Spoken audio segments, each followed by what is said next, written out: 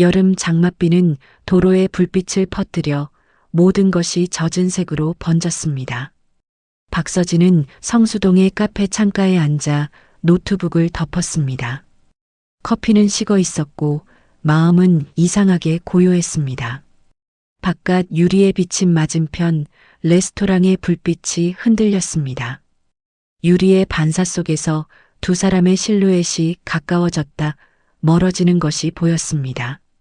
처음에는 단순한 손짓이라 생각했습니다. 그러나 남자가 고개를 숙였을 때 빛이 셔츠의 컬러에 닿았습니다. 그 셔츠의 결, 시계의 형태, 손의 움직임 모두 너무 익숙했습니다. 강도현, 그녀의 남편이었습니다. 서진은 숨을 들이마셨습니다. 놀랍도록 조용했습니다. 손끝이 떨렸지만 눈은 흐려지지 않았습니다. 유리의 반사 너머 젊은 여자가 잔을 들고 웃었습니다. 웃음이 길었고 남자가 그 웃음에 대답하듯 손을 얹었습니다. 그 짧은 제스처가 모든 설명이었습니다. 그녀는 휴대전화를 들었지만 카메라를 켜지 않았습니다. 화면에 비친 자신이 너무 낯설었기 때문이었습니다. 대신 메모장을 열어 한 줄을 적었습니다. 성수 2008 레스토랑 반사. 접촉. 비가 더 세졌습니다. 유리에 비가 흐르며 장면이 일그러졌습니다. 그 왜곡이 오히려 사실처럼 느껴졌습니다. 서진은 가방을 들고 일어났습니다. 문을 열자 찬 공기가 몸속으로 스며들었습니다. 우산을 펼 때 손목이 미세하게 떨렸습니다. 거리 건너에서 두 사람은 아직 자리에 있었습니다. 여자는 잔을 내려놓고 남자의 손등을 가볍게 쳤습니다. 남자는 미소를 지었습니다. 서진은 빗속에서 천천히 뒤돌았습니다. 발걸음이 무겁지도 가볍지도 않았습니다. 감정이 빠져나간 자리에 단정함만 남아 있었습니다. 휴대전화가 진동했습니다. 회의가 길어질 것 같아요. 먼저 쉬어요. 그녀는 답하지 않았습니다. 대신 메시지를 지우고 다시 메모장에 썼습니다. 회의 중. 성수. 젊은 여자. 손 접촉. 집으로 돌아가는 버스 창문은 김이 서려 밖이 잘 보이지 않았습니다. 유리창에 비친 자신의 얼굴이 낯설었습니다. 고개를 돌리자 어둠의 빛이 번졌습니다. 현관문을 열자 집은 정리된 채였습니다. 향초의 잔향, 깔끔히 접힌 수건, 냉장고 위에 메모지. 내일 아침 일찍 나가요. 커피는 내려놨어요. 그녀는 그 메모를 바라보다 웃었습니다. 웃음은 짧았습니다. 그가 늘 하던 방식이었습니다. 모든 잘못을 정돈된 일상으로 덮는 태도. 서진은 책상에 앉았습니다. 노트를 펼치고 날짜를 썼습니다. 2025년 7월 10일 목격. 감정 없음. 손글씨가 반듯했습니다. 펜을 놓고 두 손을 무릎 위에 올렸습니다. 손바닥이 차가웠습니다. 휴대전화 연락처를 열었습니다. 박태석 전직 기자 사립조사. 손끝이 잠시 머뭇거렸지만 결국 메시지를 보냈습니다. 합법적 증거 수집 상담 가능합니까? 잠시 후 답장이 왔습니다. 가능합니다. 내일 오전 10시 신당역 근처 사무실로 오세요. 그녀는 휴대전화를 내려놓았습니다. 비가 유리창을 두드렸습니다. 일정한 리듬이 마음을 안정시켰습니다. 하지만 그 리듬은 어딘가 낯설게 들렸습니다. 빗소리 사이로 도연의 웃음이 스며드는 듯 했습니다. 그녀는 머리를 젖히고 눈을 감았습니다. 눈꺼풀 뒤에서 레스토랑의 장면이 다시 흘러갔습니다. 오늘은 그냥 우리 둘만. 그가 예전에 했던 말이 귓속에 울렸습니다. 그 말이 지금은 다른 사람의 입에서 나왔습니다. 서진은 눈을 떴습니다. 비는 여전히 내렸습니다. 창문에 빗줄기가 일정한 간격으로 흘렀습니다. 규칙적인 소리 속에서 마음의 결심이 단단해졌습니다. 내일은 울지 않을 것입니다. 대신 확인하고 기록하고 증명할 것입니다. 그녀는 불을 끄고 어둠 속에서 잠시 서 있었습니다. 어둠은 평소보다 부드러웠습니다. 내일 봅시다. 속삭이듯 내뱉은 그 말이 오늘 밤의 유일한 대사였습니다. 을지로의 밤 공기는 금속 냄새가 섞인 듯 했습니다. 낡은 작업실 창문 틈으로 바람이 스며들었고 빗소리는 이제 배경처럼 잔잔했습니다. 박서진은 책상 위 노트북을 켜놓은 채 옆에 펼쳐둔 영수증과 메모들을 하나씩 정리했습니다. 손끝이 꼼꼼하게 움직였습니다. 화면에는 폴더 이름이 깔끔히 나열되어 있었습니다. 2025년 07월 10일 성수. 판사 목격. 도연이심. 그녀는 영수증의 숫자를 읽으며 조용히 중얼거렸습니다. 17만 5천 원. 이건 회식 금액이 아니에요. 계산서 하단의 사인은 도연의 것이었습니다. 날렵한 필체, 회사 카드. 서진은 얼굴을 찌푸리지 않았습니다. 대신 문서를 스캔하고 파일명에 와인 레스토랑이라고 붙였습니다. 빗소리가 창문을 두드렸고 전등이 살짝 깜빡였습니다. 잠시 후 휴대전화 진동이 울렸습니다. 메시지 창에 이름이 떴습니다. 박태석. 받은 자료 봤습니다. 정황은 충분합니다만 법적 증거로는 부족합니다. 더 필요한 건? 직접적인 연결, 두 사람의 만남이 의도적임을 입증할 수 있는 부분. 서진은 고개를 끄덕였습니다. 스스로에게 말하듯 낮게 중얼거렸습니다. 의도라 그건 대화 안에 있겠지요. 그녀는 남편의 카카오톡 대화 목록을 열었습니다. 잠금 해제는 어려웠지만 백업 로그에는 대화 시각이 남아 있었습니다. 7월 10일 18시 42분 그리고 22시 13분 읽음일 송신자 이름은 최미래였습니다. 회의 중이라는 이름의 사람은 존재하지 않았습니다. 그녀는 펜으로 종이에 정리했습니다. 1842 만남 전, 2213 귀가 전.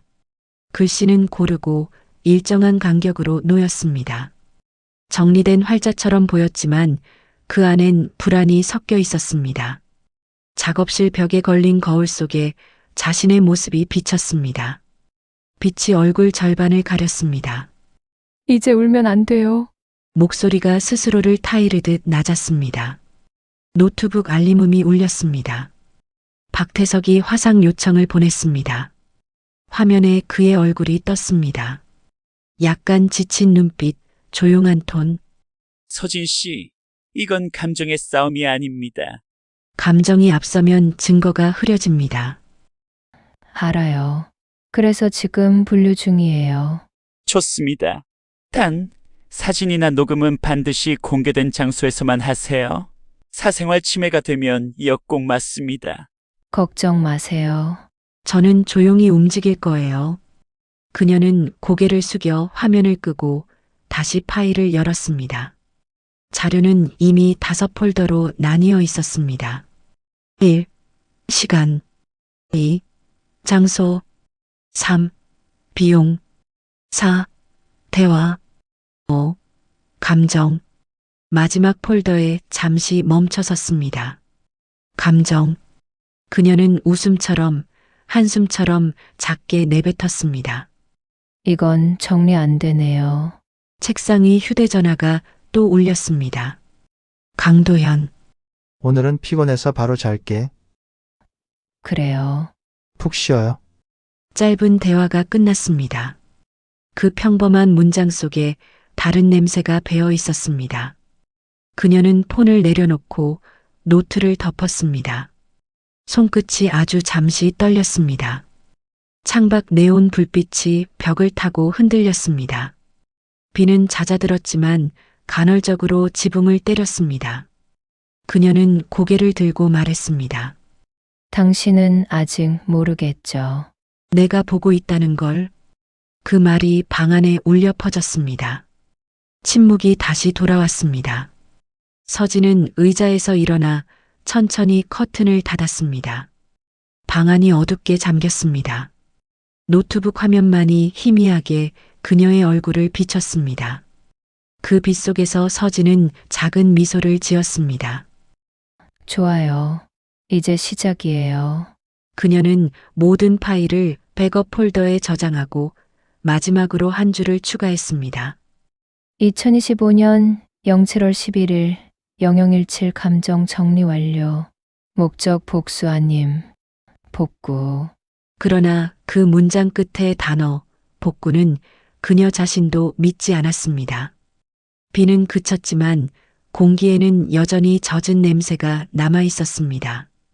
청담의 불빛은 거리를 금빛으로 물들이고 고급 레스토랑의 창문엔 와인잔들이 별처럼 반짝였습니다. 박서진은 길 건너 건물 2층의 플로리스트 숍 안쪽에 자리했습니다. 창가에 앉아 마치 꽃을 고르는 고객처럼 보였습니다. 하지만 손끝은 유리 위에 작은 반사만 따라 움직였습니다. 그녀의 시선 끝에는 남편 강도연이 있었습니다. 흰 셔츠 위에 네이비 재킷, 넥타이는 평소보다 느슨했습니다. 맞은편의 젊은 여자는 검은 원피스 차림에 짙은 립스틱을 발랐습니다. 최미래. 도연의 팀 미팅에서 종종 언급되던 이름이었습니다. 두 사람 사이엔 와인 한 병이 놓여 있었습니다. 잔이 부딪힐 때마다 금속성의 잔향이 울렸습니다. 서진은 휴대전화를 들어 시계를 확인했습니다. 20시 46분. 도연은 1시간 전 보고서 정리 중이라 메시지를 보냈습니다. 그 문장은 깔끔했고 거짓말처럼 평온했습니다. 미래가 고개를 기울이며 웃었습니다. 이제 진짜 나한테만 집중할 거죠? 도연은 잠시 말을 멈추고 와인을 한 모금 마셨습니다. 집에서는 대화가 거의 없어. 서로 피곤해서. 너랑 있으면 그냥 사람이 되는 느낌이야. 그 말 녹음해두고 싶네요. 그럴 필요 없어. 난 내 옆에서 이미 다 말하고 있어. 그 대화는 유리 너머로는 들리지 않았지만 입술의 움직임과 표정으로 충분히 읽혔습니다.